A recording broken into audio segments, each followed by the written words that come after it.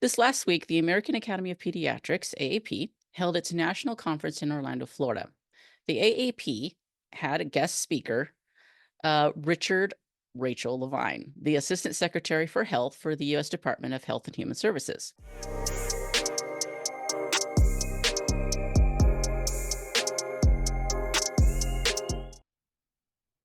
Hello, everyone. After taking a break, we are back for another LGB Alliance USA News Roundup for the past 2 weeks, ending with October 4th, 2024. We are here with Carol and me, Ariane. Here is a summary of the news. A federal court ruled against the University of New Mexico in favor of Riley Gaines in a free speech case. 4 colleges forfeit women's volleyball matches against San Jose State University over the inclusion of a trans identified male. The King of Thailand formally approves same sex marriage in his country. More research highlights chronic pain in transgender and gender diverse populations. Idaho's Attorney General leads a 21 state coalition challenging gender affirming care for minors. And finally, a demonstration was held in Orlando outside the American Academy of Pediatrics conference protesting pediatric transition. First, we'll turn to the University of New Mexico. In a win for free speech, swimmer and women's sports advocate Riley Gaines has scored a victory in a lawsuit against the University of New Mexico. The story goes back to 2023 when Turning Point USA at the University of New Mexico made a request to hold an event with Riley Gaines as the speaker. In making their request, Turning Point at UNM said that Gaines travels with her own security and will not need the university to provide additional security. However, the university nonetheless required that Turning Point request security. UNM initially demanded Turning Point cough up $10,000 to provide security for the event, though they negotiated the final price down to $5,384.75. When Gaines came to speak, fewer than 10 protesters showed up, and they were not violent or disruptive, calling into question the need for such lavish security. Turning Point refused to pay the fee. The Leadership Institute, which hosts the Riley Gaines Center, teamed up with Turning Point UNM and sued the University of New Mexico. The plaintiffs argued that the university's security demands were arbitrary and could be applied in such a way to discourage controversial speakers from coming altogether. In other words, mandating excessive security fees could be used as a backdoor form of censorship, violating the First Amendment. On September 26, District Judge David Herrera Urias ruled in favor of the plaintiffs, saying that the university did indeed violate Turning Point's First Amendment rights. This ruling is good news for advocates of free speech on college campuses. Slapping arbitrary security fees and requirements on speakers is a devious tool universities can wield to discourage dissenting voices on campuses. We believe colleges should foster environments conducive to freely talking about controversial subjects, not avoiding them in the name of safety. We congratulate Riley Gaines for scoring this win for the First Amendment and academic freedom. In more athletics-related news, at least 4 universities are forfeiting their women's volleyball match against San Jose State University. These boycotting universities include Boise State, Southern Utah, Utah State, and Wyoming. While they have remained quiet on their reasons for the forfeitures, it's assumed that it's due to San Jose State having a trans-identified male, Blair Fleming, on their women's volleyball team. Additionally, Brooke Slusser, who is co-captain of the San Jose State women's volleyball team, has joined a lawsuit against the NCAA over their trans policy. Slusser says that she was never informed that Fleming was male, but was nonetheless required to room with him. Also, according to WyoFile, Slusser also claims that Fleming can spike the ball at 80 miles an hour, which, if true, would beat the women's record of 70 miles an hour.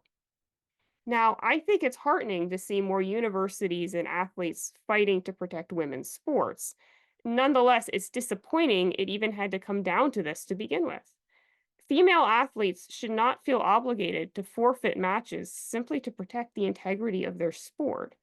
The burden should be on the NCAA to ensure women's sports teams remain female only, as well as on the Department of Education to ensure Title IX is properly enforced to protect women and girl athletes. Hopefully, there'll come a time where women and girl athletes can simply play and compete under fair conditions without being forced to fight for biological reality. And now, turning to the other side of the world, 3 months ago, we reported that the Parliament of Thailand had passed a law legalizing same sex marriage. Now we are reporting that on September 22nd, the King of Thailand approved the law. The law is going to go into effect 120 days from the approval, meaning that same-sex couples will officially be allowed to marry in Thailand starting January 22nd of 2025. Thailand is the third Asian country to legalize same-sex marriage after Nepal and Taiwan.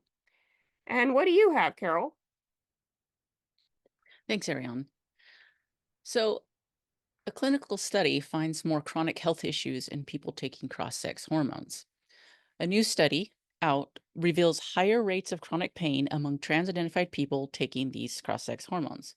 The study, titled "The Burden of Chronic Pain in Transgender and Gender-Diverse Populations: Evidence from a Large U.S. Clinical Database," was published on September 20th, 2024.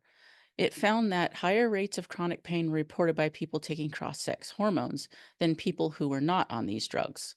The study analyzed medical records from 56,000 women taking testosterone and around 41,000 men taking estrogen in the TrinitX database. 6 cohorts were created: men taking estrogen, women taking testosterone, men and women who identified as trans but didn't take the drugs, and people who neither identified as trans or took the cross-sex hormones. The study found that individuals taking the drugs were more likely to report chronic pain than people not taking the drugs. This, of course, comes as no big surprise to many detrans individuals who have been sounding the alarm for over a decade about the many negative health effects from this so-called treatment. Let's hope more of these studies will happen and that the medical field can start being honest about the dangers of, quote, trans health care, which is really no care at all. Idaho's Attorney General, Raul Labrador, is leading a 21-state coalition challenging gender-affirming care for minors. Last week, it was announced that a 21-state coalition will seek to challenge the American Academy of Pediatrics, the AAP, challenge their policy on gender-affirming care for minors. Led by Idaho's Attorney General Raul Labrador, the coalition is arguing that the use of puberty blockers and cross-sex hormones lacks sufficient evidence of safety and could violate consumer protection laws. The coalition has requested the AAP show documentation to support its claims that these treatments are reversible, safe, and supported by science. Labrador stated, quote, "They're misleading the public. By misleading the public, they're actually harming the children they're purporting to help." Labrador also points out that the studies from the UK show that treatments can cause long-term health issues, including bone density loss and potential infertility. Quote, "When it comes to treating children diagnosed with gender dysphoria, the AAP has abandoned its commitment to sound medical judgment," says Labrador. Of course, the ACLU and the big LGBT organizations are holding the line that these are life-saving treatments, proven safe by science, and that this is all just transphobia and bigotry. This last week, the American Academy of Pediatrics, AAP, held its national conference in Orlando, Florida. The AAP had a guest speaker, Rachel Levine, the Assistant Secretary for Health for the U.S. Department of Health and Human Services. Many groups and organizations concerned about child safeguarding and the unethical, unscientific stance of the AAP to child transition demonstrated. An open letter was drafted and signed by LGBT Coalition, LGBA USA, Gender Health Query, and DIAC, just to name a few. The LGBT Courage Coalition, headed up by whistleblower Jamie Reed, was stationed outside the conference building during the event, holding signs and raising awareness of the harms of child transition. On day 2, when Richard Rachel Levine was scheduled to speak, the Courage Coalition managed to get one of its leaders into the conference itself. Lauren, a lesbian, stood up during Richard's speech and shouted out in defiance of homophobic policies of the AAP. It was captured over phone, and we will have the links so you can listen for yourself. This is what LGBT Courage Coalition wrote on their Substack. Quote, Day 2 is when things truly escalated. Admiral Rachel Levine, a key figure in pushing pediatric transitioning policies, was the feature speaker at the American Academy of Pediatrics convention. One of our group's leaders, Lauren, was able to infiltrate the conference and get inside the auditorium where Admiral Levine was giving the keynote speech. She boldly stood up during the speech and shouted, quote, "Why do you pressure WPATH to remove age restrictions? How does this help children? Most gender nonconforming kids grow up to be gay. Stop transing gay kids. You are all complacent in homosexual conversion. Stop transing gay kids. You are all complacent in homosexual conversion. Stop transing gay kids," end quote. She was escorted out by police, detained, and released with a trespassing warning. Her message was delivered. Hats off to you, Lauren. So, Ariane, that was pretty cool. I like that. What do you think of that whole thing and the conference overall? Yeah, I think that it's first of all, it's good that it actually happened because there were all these hurricane warnings and I wasn't sure how exactly it would pan out. Yeah, but I'm glad that it did go as planned. And I mean Lauren was definitely an epic presence there. I wasn't really sure. I actually went to the one of the planning meetings for the demonstration, although I didn't actually go to the demonstration, and it was not entirely clear to me how it would go down and what exactly their game plan was for would anyone enter the room, would anyone enter the conference. So that's pretty exciting to see that they actually did get someone who was able to enter. And I noticed that, I mean, she wasn't the only one who got in. There was a ton of pretty big names in the whole gender critical movement that got in there and actually took pictures with Levine, which kind of cracked me up. But Hmm. so then there was quite a few people who got in there who are not for this. And I think that's interesting. But yeah, I wonder if they already had that planned and maybe just didn't want to tell anybody because, or maybe it was a last minute thing. I'm curious to know the story. I would be curious to know the whole story behind that. Yeah, because I would have assumed you would have to been a registrant for the conference or something like that. And so I'm actually curious what the American Academy of Pediatrics itself, what they were thinking. Yeah, I mean, I don't know. I was just so thrilled about the fact that she got to get in there and basically that is some real demonstration. That's some old school demonstration. You go to the source, you go to where all these professionals are talking, and you say something, right? And the only way that you can get this message out is by doing exactly what she did, because we've tried for years to do it the correct way, and no one will give anybody the time of day. Hmm. Yeah, that's sort of the problem when you try to be as sort of restrained and polite as possible and just have your little, your little sign outside in the corner. You stay out of the limelight, but it also means exactly that. You stay out of the limelight and not a lot of people are going to listen. Yeah, and I'm was very happy that she's a lesbian, right? And Mhm. this kind of, this gives a credence to so many of us who are like, look, we are gay. We are lesbian. And we aren't we're not okay with this. This isn't an LGBTQ issue, really. It's a T issue. It's Yeah, and I'm very pleased, by the way, that the messaging was kept on track. Jamie Reed, I think, deserves a lot of credit for doing a good job at getting a good, a message that wasn't what the our opponents want us to want everyone to believe that we're some sort of conspiracy of right-wing Christians or something, and getting a coalition that had so many gays and lesbians and Democrats and whatnot. I think that's a very powerful message. And by the way, I'm just looking here. Here is the list I'm seeing of the icons of the orgs that signed: LGBT Courage Coalition, Our Duty, Gender Health Query, Women's Declaration International, DIAG, Democrats for an Informed Approach to Gender, the Paradox Institute, LGB Alliance USA, Affirming Reality, and Partners for Ethical Care. In case anyone's curious what the list was.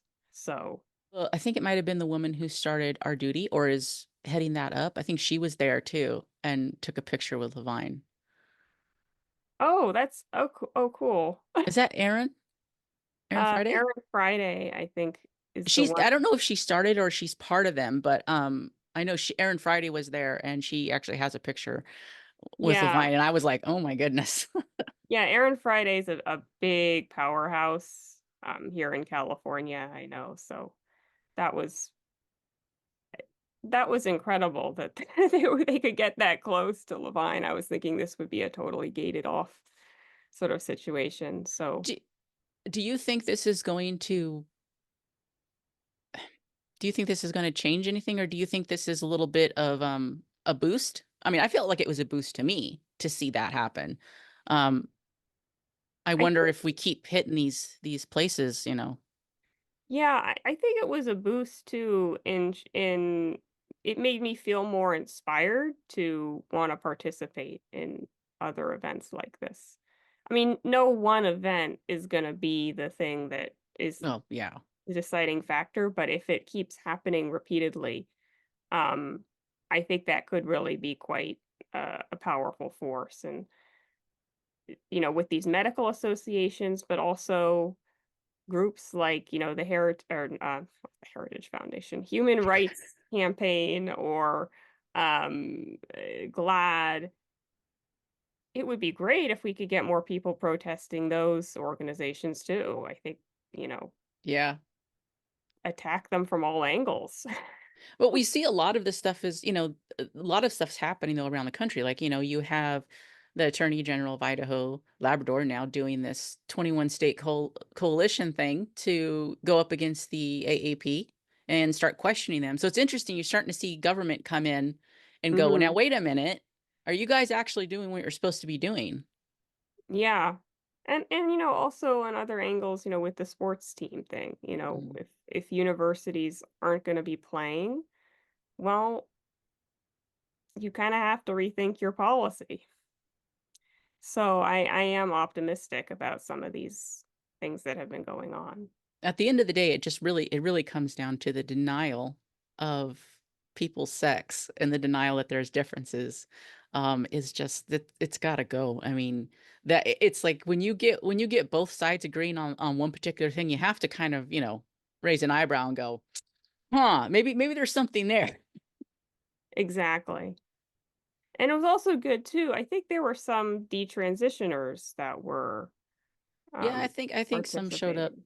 there too. With I think they're with some of the organizations that were there. Yeah. So We'll absolutely. keep everybody posted though as these stories develop, obviously.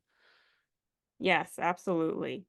And on that fairly optimistic note, thank you everyone for watching, and we hope to see you again next week.